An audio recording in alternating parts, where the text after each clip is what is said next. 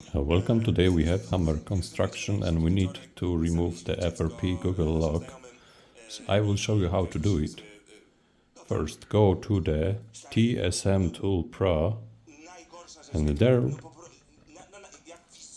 we have MediaTek tab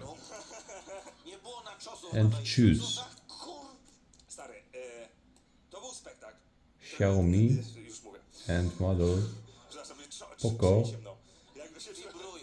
C65. Now we have remove FRP and start. Now when phone is power off, we just need to connect the USB cable.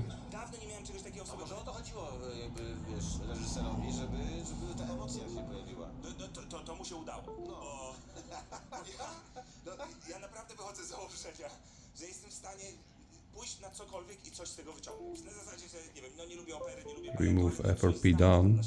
Now power on the phone. No, więc a tutaj, no stary, no, jak masz jakiegoś wroga, weź mu kup bilet.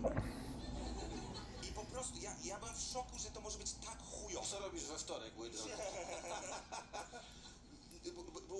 Ewidentnie to był jakiś scenariusz zagraniczny, zagrany po polsku, bo to wszystko było o jakiejś inkwizycji, o świętej inkwizycji, gdzie widać, że te bohaterowie mają hiszpańskie nazwy, to musiał być jakiś meksykański reżyser.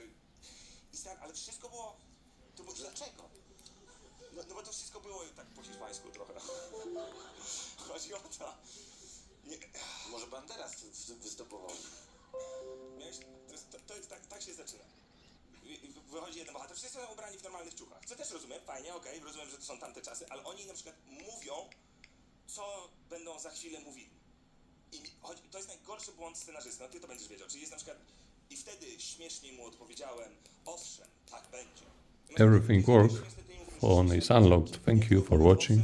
Don't forget to subscribe and until the next time.